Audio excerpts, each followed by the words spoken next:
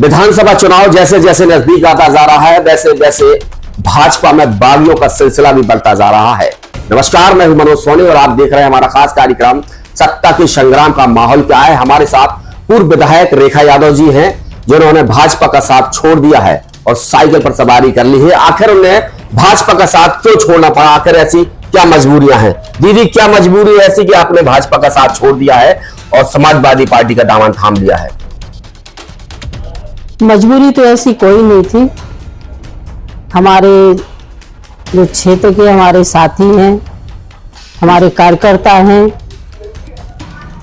जब उनके चेहरे पर निराशा देखी, क्योंकि कार्यकर्ता आपका 5 साल इंतजार करता है, 5 साल में एक बार मौका मिलता है, तो इस बार पार्टी हमें मौका देगी।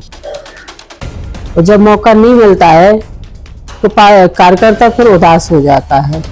और कार्यकर्ता को अगर जिंदा रखना है तो आपको नया रास्ता बनाना पड़ेगा, नहीं तो कार्यकर्ता भी टूट जाएगा, आपका डूब जाएगा, कार्यकर्ता खत्म हो जाएगा, टूट जाएगा। मतलब किसके सहारे वो खड़ा होगा? आज अगर हम ही स्टैंड नहीं लेंगे तो हम उसको कैसे भरोसा दिलाएंगे कि हम आपके साथ? बड़ा महरा से भी आपकी टिकट काटकर पिछली बार ललिता यादव को दी गई थी। आपको आश्वासन दिया गया था कि आगे आपको मौका दिया जाएगा, फिर क्या हुआ उसको लेकर? 2018 में जब हमारा टिकट काटा, ललिता यादव को दी गई थी, उस समय तो आश्वासन नहीं दिया था। उस समय तो जैसे इस बार हुआ है, अचानक से ही सब कुछ हुआ था।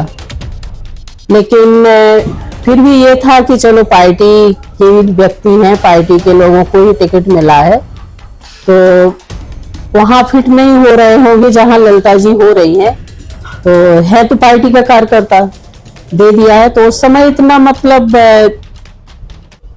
हताशा नहीं हुई थी और सोच लिया था कि चलो अभी पार्टी का काम करेंगे, एक बार नहीं दिया है कोई बात नहीं, आगे मौका देगी।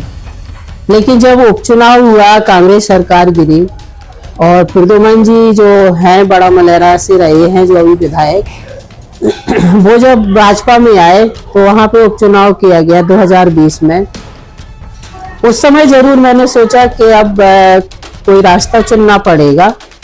तो बात चली है दूसरे दलों में कि भाई चुनाव तो लड़ना पड़ेगा, नहीं तो ऐसे तो रास्ता पूरा बंद हो जाएगा हमारा। तो उस समय माननीय आपके शिवराज सिंह चौहान जी, बीडी शर्मा जी, उमा भारती जी, सभी ने, जो प्रदेश नेतृत्व है, सभी ने बुला के मुझे आश्वासन दिया 2020 में कि आप पार्टी का काम करिए और आपको सम्मान दिया जाएगा, मतलब सम्मानित जगह रखा जाएगा। तो उनका सम्मानित जगह क्या होती है, कहाँ सम्मान मिलता? तो बोले आपको कहीं निगम मंडल में जगह दे दी जाएगी। तो मैंने कहा भाई साहब, मुझे पैसा नहीं कमाना है, क्योंकि निगम मंडल वो ही चाहते हैं जिनको अपने गड्ढे भरने होते हैं। मैंने कहा मैं पैसा कमाने के लिए इस फील्ड में नहीं आई हूँ, मुझे जिस रूप में जनता की सेवा करना है वो मौका मुझे दीजिए। तो हम इनका काम करेंगे, इनको जिताएंगे, फिर मलेरा खाली थोड़ी होगी। भाई जो विधायक रहेगा फिर तो वर्तमान विधायक को ही टिकट दिया जाएगा। तो बोले आप ऐसा करो, बिजावर लोकल की रहने वाली हैं, लोकल की मांग उठती है वहां पे, पार्टी में कोई ऐसा है नहीं बिजावर विधानसभा में जिसको हम टिकट दे सके, तो आप बिजावर से तैयारी करो, आपके लिए जैसी बिजावर है जैसी मलेरा है। तो उनकी बात मैंने मान ली। भाई हमारे बड़े नेता जो अगर आदेश करेंगे तो पालन करना जरूरी रहता है। 2 साल से मैं बिजावर में पूरी तरह से तैयारी कर रही थी, लेकिन बीच में सापा से जो विधायक रहे हैं राजेश शुक्ला जी, उनको पार्टी में एंट्री हो गई है और आपको लगने लगा कि अब खतरा है यहाँ पर बिजावर में? नहीं, उस समय भी नहीं लगा खतरा। तो मैंने उस समय सीएम साहब से पूछा, शिवराज जी से, मैंने कहा भाई साहब मेरे लिए क्या रास्ता है? अब बड़ा मलेरा भी ब्लॉक हो गया और बिजावर भी हो गया।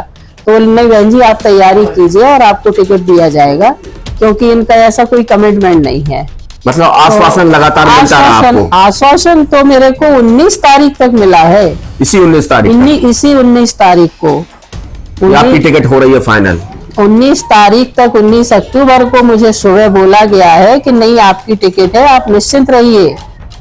20 तारीख का भर गैप हुआ है, 21 तारीख को राजेश शुक्ला जी का नाम ओपन हो गया है। तो फिर कैसे अब इन लोगों के ऊपर भरोसा किया जाए। तो दल मैंने नहीं बदला है, मुझे तो पार्टी से बाहर निकाल के फेंक दिया है। और समाजवादी राष्ट्रीय अध्यक्ष जी जो है माननीय अखिलेश जी, उनको लगा कि रेखा हमारे काम की कुछ है, उनके काम आ सकते हैं, उन्होंने मुझे रास्ते से उठा लिया है। कहीं ना कहीं ये नहीं लगता कि भाजपा ने लगातार आपकी उपेक्षाएं की है? मैंने जितनी निष्ठा के साथ भाजपा में समर्पित होकर काम किया है, आप कहीं भी देख लीजिएगा, आपके मीडिया के उसमें या किसी भी व्यक्ति विशेष कोई भी सार्वजनिक जगह पे या कहीं भी मैंने कभी भी पार्टी के खिलाफ या पार्टी के नेताओं के खिलाफ कुछ बोला हो। मैंने अपने मुंह से कहीं कोई गलत वक्तव्य नहीं दिया है, क्योंकि वास्तव में मैं पार्टी की समर्पित थी। आपकी सादगी की चर्चे हमेशा होते रहे, चाहे आप बड़ा मलहरा में विधायक रहे हैं या बिजावर में आपने जो यहाँ पे कार्य किया है उसको लेकर।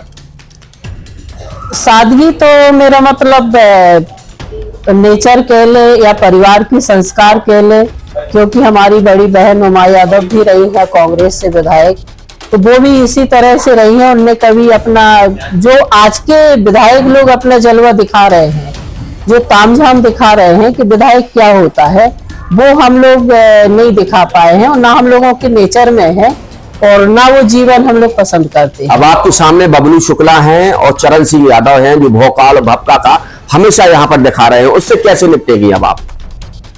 दोनों बड़े दबंग हैं और सक्षम हैं, आप लोगों से छुपा नहीं है, सब जानते हैं कि वो किस काबिल हैं और क्या कर सकते हैं। वो कुछ भी कर सकते हैं, लेकिन डिसीजन तो जनता को लेना है। जनता जो चाहेगी डिसीजन वो देगी। वो तो मतलब सगे भाई हैं, दल जरूर अलग है लेकिन विचारधारा एक है उनकी। किसकी? दोनों प्रत्याशियों की। किस तरीके की विचारधारा है? ये एक दारू माफिया, एक बालू माफिया। तो कैसे निपटेंगे? इन लोगों के पास पैसा भी बहुत है, जैसे आपने कहा एक दारू माफिया एक बालू माफिया है, तो इन लोगों से किस तरीके से आप जनता के बीच जाएंगे, क्या बताएंगे जनता को? देखिए, पैसे से चुनाव नहीं होता है, ना किसी की दबंगियाई से चुनाव होता है। अगर रही दबंगियाई की बात तो अपन डरने वालों में से नहीं है। हमारे परिवार का बैकग्राउंड आप पुराना देख लीजिएगा, तो ऐसा नहीं है कि किसी से डर के दब के काम करेंगे। लड़ने की, झगड़ने की हर तरह से, मतलब हर उसमें सक्षम है, कहीं कमजोर नहीं है। लेकिन नेचर ऐसा है कि लोग समझते हैं कि ये कुछ नहीं कर सकती। बबलू के विकास के सामने रेखा यादव कितनी भारी पड़ी? बबलू शुक्ला कहते हैं कि क्षेत्र में हमने बहुत विकास किया है, लगता है आपको? या उनका विकास जो हुआ है वो जनता भी बताएगी क्या विकास है, अभी जनता उनको जवाब देगी। आपको लग रहा है कि क्षेत्र में विकास हुआ है पिछले 5 सालों में?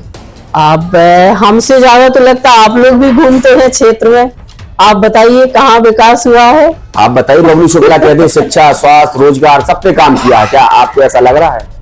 शिक्षा को लेके तो ये कि आजकल बच्चे जानते ही नहीं है स्कूल क्या होता है, टीचर क्या होता है, कैसे कलम पकड़नी पड़ती है, उनको मालूम ही नहीं है। अभी छोटे छोटे बच्चों के हाथ में देखिए तो आपको बोतलें मिल जाएंगी, दूसरी ब्रांड नहीं हम जानते ना, हम बता पाएंगे क्योंकि हमारे परिवार में आते भी नहीं है, तो ब्रांड तो हम नहीं बता पाएंगे कि क्या है। यहाँ छोटे छोटे बच्चों का जीवन नसा दिया है, जीवन बर्बाद कर दिया है। अगर हमारे बच्चे सक्षम नहीं हो रहे हैं शिक्षा से और स्वास्थ्य से, तो हमारे भारत देश का भविष्य खत्म हो रहा है। दूसरी ओर चरण यादव हैं, यादव वोट बैंक पर सैन मारेंगे, आप भी रेखा यादव हैं, और यादव वोट कितना ध्रुवीकरण होगा इस बार? देखिए, एक समाज से चुनाव नहीं होता है। जब आदमी मैदान में आता है तो अगर हम चाहेंगे कि यादव हैं हम, तो हम सिर्फ यादव वोट पे ही विधायक बने हैं, ऐसा नहीं है। बिजावर से क्या मतलब, मलहरा से मैं 2 बार रही हूँ और जनशक्ति पार्टी से जब मैंने 2008 में चुनाव लड़ा है, तो अभी तो ये 23 में एक अकेले चरण यादव आए हैं। 2008 की बात आप देख लीजिए, वो तो रिकॉर्डेड चीजें हैं, कोई छुपी नहीं है। 7 रेखा यादव लड़ रही थी मेरे साथ, बड़ा मलहरा विधानसभा से। जनशक्ति से मैं प्रत्याशी थी, निर्दलीय थी वो, मतलब वो कोई ऐसी पार्टी नहीं थी कि राष्ट्रीय पार्टी हो या क्षेत्रीय पार्टी हो, एक मतलब निर्दलीय सिंबल था।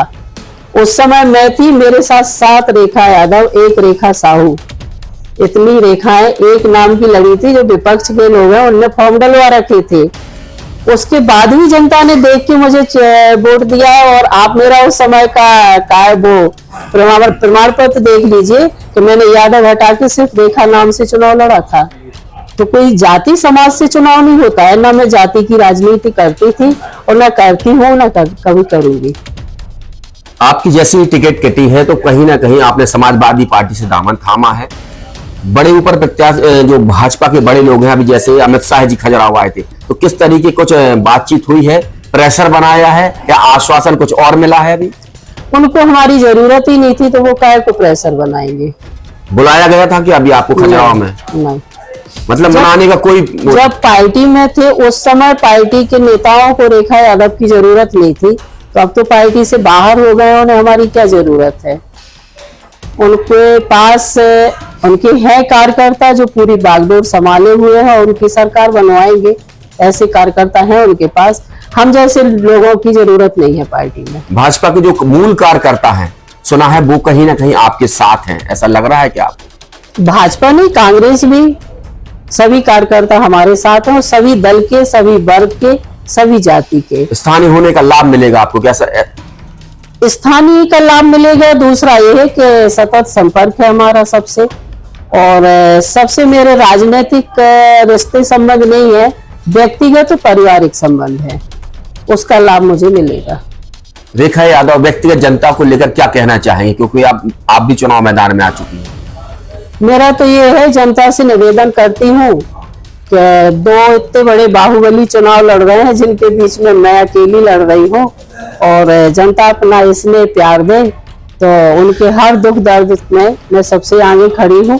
उनके साथ जैसे पहले भी लड़ती रही, उनके लिए आज भी लड़ाई लड़ूंगी।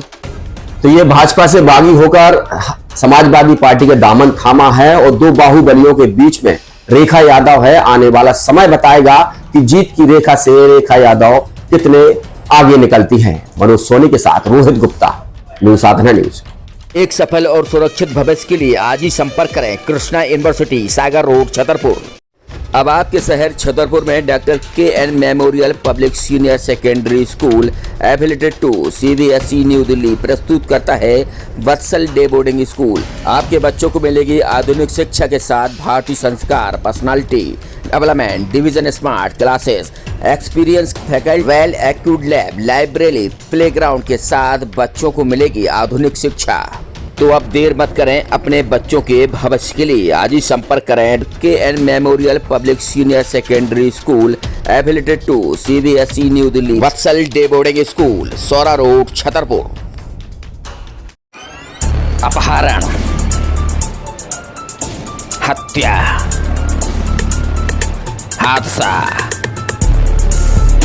बलात्कार, मुजरिम, अब होगी तफ्तीश। रोजाना रात 8 बजे मनोज सोनी के साथ सिर्फ न्यूज साधना न्यूज पर।